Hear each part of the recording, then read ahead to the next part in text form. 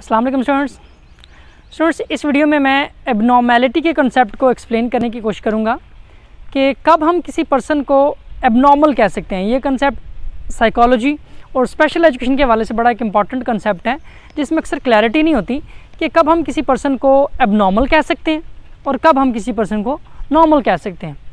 ठीक है जी, आम तौर पर लोग अपने कोई पर्सनल क्राइटेरियाज बनाकर किसी भी पर्सन को एबनॉर्मल कह देते हैं, जबकि वो 100% नॉर्मल हो सकता है। लेकिन या इवन कुछ लोग पढ़ लिख कर भी प्रोग्नोसिस या डायग्नोसिस जो है वो सही नहीं कर पाते नॉर्मेलिटी और एबनॉर्मेलिटी का। सबसे पहले एबनॉर्मेलिटी वर्ड एबनॉर्मल से निकला है और एबनॉर्मल दो वर्ड से मिलके बना है, एब और नॉर्मल। नॉर्मल नॉर्म से निकला है। नॉर्म जो सोसाइटी में इन जनरल चीज़ रिवायत में है, जो चीज़ इन जनरल एक्सेप्टेबल है या ऑन एवरेज ज़्यादातर लोग जो कर रहे हैं वो नॉर्म है। ठीक है जी, और उसके अकॉर्डिंग जो लोग चल रहे हैं वो नॉर्मल है इन जनरल। ठीक है जी, और एब मीन्स दूर या अवे फ्रॉम नॉर्म, नॉर्मल से हट के, उसे हम एबनॉर्मल कहते हैं। अब किसको एबनॉर्मल आसानी से कहा जा सकता है कि ये बंदा नॉर्मल से हट के है? तो उसके लिए अगर कोई ऑथेंटिक डेफिनेशन ली जाए तो साइकोलॉजी DSM को फॉलो करती है, डायग्नोस्टिक एंड स्टैटिस्टिकल मैनुअल, जिसका 5th एडिशन आ चुका है। उसके according abnormality is generally defined as the behaviour which violates the norm in a society, is maladaptive, is rare given the context of culture and environment, and is causing distress to the person। ठीक है जी, in his daily life। तो definition के according अगर हम देखें तो abnormality आप किसी की बिहेवियर से जज कर रहे थे कि उसका बिहेवियर अगर वो सोसाइटी की नॉर्म्स को वायलेट कर रहा है, सोसाइटी ने कुछ असूल तय किए हुए हैं, कुछ इकदार हैं, कुछ वैल्यूज़ हैं, कुछ रूल्स हैं, रेगुलेशंस हैं, अगर कोई पर्सन उनके अकॉर्डिंग नहीं चल रहा, उनको वायलेट करता है, ठीक है जी, तो उसे हम एबनॉर्मल कह सकते हैं।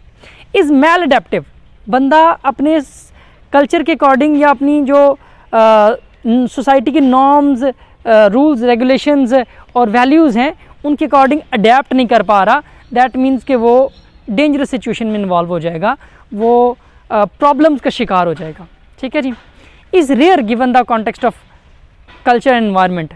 एनवायरनमेंट और कल्चरल कॉन्टेक्स्ट अगर देखा जाए, आमतौर पर वो पर्सन जिस कल्चर में रह रहा है या जिस एनवायरनमेंट में वो रह रहा है उसके अकॉर्डिंग उसका बिहेवियर बहुत ही रेयर होगा, बहुत कम लोग वैसा कर रहे होंगे, बहुत हटके होगा, डिफरेंट होगा, तब हम उसे एबनॉर्मल कह सकते हैं।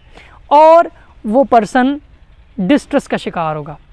डिस्ट्रेस यानी अपने उस बिहेवियर की वजह से वो परेशान भी होगा, उलझन का, तकलीफ़ का, परेशानी का शिकार होगा, तब हम उसे एबनॉर्मल कह सकते हैं। तो इसमें मोरलेस 2-3 क्राइटेरियाज़ को कवर किया गया है इस डेफिनेशन में, लेकिन बेसिकली 4 क्राइटेरियाज़ हैं जिनके ज़रिए हम एबनॉर्मेलिटी के कंसेप्ट को ज़्यादा क्लियरली डिफ़ाइन कर सकते हैं। किसी भी एक क्राइटेरिया से एबनॉर्मेलिटी का कंसेप्ट इतने अच्छे तरीके से एक्सप्लेन नहीं किया जा सकता। वो 4 क्राइटेरियाज़ कौन कौन से हैं? Number 1 deviation, number 2 dysfunction, number 3 danger and number 4 distress. ये 4 क्राइटेरियाज़ हैं। अक्सर इनमें से कोई एक क्राइटेरिया भी काफ़ी होता है, बाज़ का 2 क्राइटेरियाज़ को मिलाकर, बाज़ का 3 को, बाज़ का 4 को मिलाकर हमें एबनॉर्मेलिटी के कंसेप्ट को क्लियरली समझना पड़ता है, या डायग्नोज या प्रोग्नोसिस उसका करना होता है हमने। तब हम इन क्राइटेरियाज़ की बेस पर किसी को कह सकते हैं कि ये बंदा नॉर्मल है या एबनॉर्मल है। ठीक है जी। सबसे पहले डिविएशन। डिविएशन होती है डिविएट करना, हट के होना, डिफरेंट होना। तो हम जैसे पहले डेफिनेशन में जिक्र किया, अगर कोई अपनी कल्चरल नॉर्म्स या एनवायरनमेंट से डिफरेंट हो और अपने वो उसका बिहेवियर रेयर हो अपने कल्चर के अकॉर्डिंग, तो तब हम उसे एबनॉर्मल कह सकते हैं। सारी दुनिया अगर गर्मियों में बारीक कपड़े पहन रही है, वो बंदा गर्म कपड़े पहन के फिर रहा है।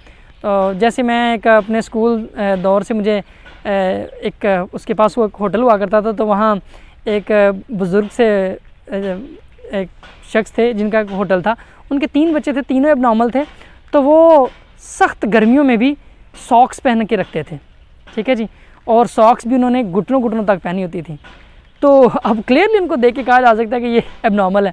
तो बाज़ औक़ात तो एबनॉर्मेलिटी को बड़ी क्लियरली और क्लैरिटी के साथ आप डिस्टिंग्विश कर सकते हैं कि ये एबनॉर्मल है और ये एबनॉर्मल नहीं है।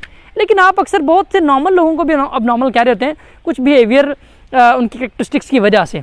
तो वहाँ जहाँ डिसीजन मेकिंग करनी होती है वहाँ थोड़ा सा ये कॉन्सेप्ट क्लैरिटी मांगता है। इन जनरल तो एबनॉर्मेलिटी बड़ी क्लियरली आप बता सकते हैं, जितने भी डिसऑर्डर्स हैं, साइकोलॉजिकल डिसऑर्डर्स हैं, ज़्यादातर उनमें एबनॉर्मेलिटी जो है वो काफ़ी हद तक क्लियर होती है, ठीक है जी, एविडेंट होती है, उसमें काफ़ी हद तक क्लैरिटी होती है। बाज़ औक़ात कुछ डिसऑर्डर्स ऐसे हैं जिनमें हमें उतनी क्लैरिटी नहीं होती, तो उसमें एक जो बड़ा इंपॉर्टेंट क्राइटेरिया है दैट इज़ डिविएशन। अगर किसी का बिहेवियर डिविएट करता हो सोशल नॉर्म से, सोसाइटी की नॉर्म्स, खुशी गमी हर मौके के मुताबिक कुछ रूल्स रेगुलेशन असूल इक़दार वैल्यूज़ वो बनी हुई हैं, उनके अकॉर्डिंग जो चलेगा वो नॉर्मल, जो उनके अकॉर्डिंग नहीं चलेगा वो एबनॉर्मल, ठीक है जी। तो पहला तो ये है, लेकिन ये क्राइटेरिया काफ़ी नहीं। जैसे मैंने पहले कहा, जो लोग रेवोल्यूशनरी होते हैं जैसे प्रीस्ट्स, प्रॉफिट्स, ठीक है जी, साइंटिस्ट्स, वो सोसाइटी से बहुत हट के बात कर रहे होते हैं, उनका बिहेवियर हट के हो सकता है, उनकी बातें हट के हो सकती हैं, उनके कॉन्सेप्ट्स हट के हो सकते हैं। रिफॉर्मिस्ट जो होते हैं दुनिया के, जिन्होंने दुनिया बड़े बड़े इनकलाब लाए हैं, जिन्होंने बड़ी बड़ी नई नई चीज़ें ईजाद की हैं, नए मज़ाहब लेकर जो आए हैं, ठीक है जी, नए कल्चरल कॉन्सेप्ट्स जो लेकर आए हैं, वो अपनी सोसाइटी में डिफरेंट ही थे, वो डिविएट कर रहे थे। तो उस एतबार से तो उनको भी हमें कह देना चाहिए कि वो एबनॉर्मल है। जैसे कि ज़्यादातर जो प्रॉफिट्स हैं उनको दीवाना या पागल नाउज़ुबिल्लाह कहा गया है, ठीक है जी, क्योंकि वो बहुत डिफरेंट थे सोसाइटी से, बहुत डिविएट करती थी उनकी बातें या उनके जो कॉन्सेप्ट्स थे। तो ये अकेला क्राइटेरिया जो है डिविएशन का, ये काफ़ी नहीं होगा कि कोई जो सोसाइटी के अकॉर्डिंग चल रहा है वो नॉर्मल, जो सोसाइटी के अकॉर्डिंग नहीं चल रहा वो एबनॉर्मल। तो ये बहुत इंपॉर्टेंट है, ज़्यादातर इसे क्लैरिटी मिल जाती है, लेकिन बाज़ औक़ात ये इतना वैल्यूबल साबित नहीं होता, some situations in some specific condition. वहाँ एक दूसरा क्राइटेरिया है डिसफंक्शन, उसमें किसी किस्म की ख़राबी हो, वो फिज़िकल भी हो सकती है, साइकोलॉजिकल फंक्शनिंग में भी हो सकती है। तो किसी किस्म की ख़राबी आ जाना, वो चाहे सोशल साइकोलॉजिकल या फिज़िकल फंक्शनिंग हो एक पर्सन की, उसमें अगर ख़राबी आ गई है, डिविएट भी कर रहा है, उसके पीछे कोई ख़राबी भी है। एक बंदा नॉर्मल हालात में, एक पैगंबर है, वो परफेक्टली हेल्दी होकर कोई बात कर रहा है, तो ऑब्वियसली उसके पीछे कोई डिसफंक्शन नहीं है। लेकिन अगर कोई बंदा किसी ज़हनी बीमारी या किसी जिस्मानी बीमारी के ज़ेर असर या किसी सोसाइटल कंडीशन के अंडर कंट्रोल कोई बात कर रहा है या कोई बिहेवियर प्रेजेंट कर रहा है, तो ऑब्वियसली उसे हम एबनॉर्मल कहेंगे।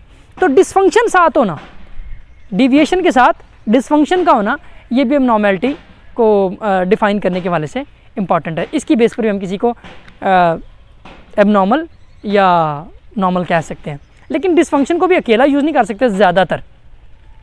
अगर किसी की बॉडी में कोई वैसे फंक्शनिंग में ख़राबी आ जाए, कोई डिज़ीज़ का शिकार हो जाए, तो डिज़ीज़ वाले बंदे को हम एबनॉर्मल नहीं कहते। बहुत से डिजीज़ हैं जिनमें बंदा बीमार होता है, लेकिन बीमार बंदे को हम एबनॉर्मल नहीं कह सकते, वो ठीक हो जाता है, ठीक है जी।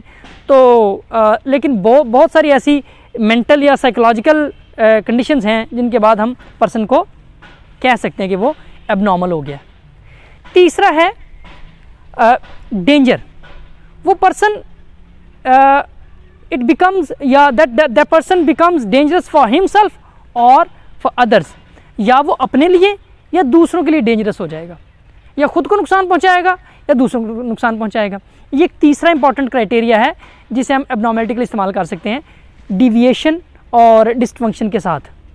अगर वो पर्सन खुद को नुकसान पहुंचा रहा है और दूसरों को नुकसान पहुंचा रहा है, तो तब वो एबनॉर्मल होने के चांसेस उसके ज़्यादा होंगे। आमतौर पर जो रिफॉर्मिस्ट्स होते हैं, जो प्रीस्ट्स, प्रॉफिट्स, साइंटिस्ट होते हैं, वो फ़ायदा करते हैं सोसाइटी का, डिफरेंट बात कर रहे होते हैं, लेकिन सोसाइटी का और अपना भी भला कर रहे होते हैं। तो इस वजह से वो डेंजरस नहीं होते फॉर देमसेल्व्स और फॉर अदर्स। अगर कोई अपने लिए दूसरों के लिए डेंजरस होगा, तो तब हम उसे एबनॉर्मल कह सकते हैं, including the previous two criterias that are deviation and dysfunction. और लास्टली है डिस्ट्रेस। वो पर्सन अपनी डिविएशन, डिसफंक्शन और डेंजर की वजह से डिस्ट्रेस का भी शिकार हो, यानी वो परेशान भी हो अपनी इस हालत से।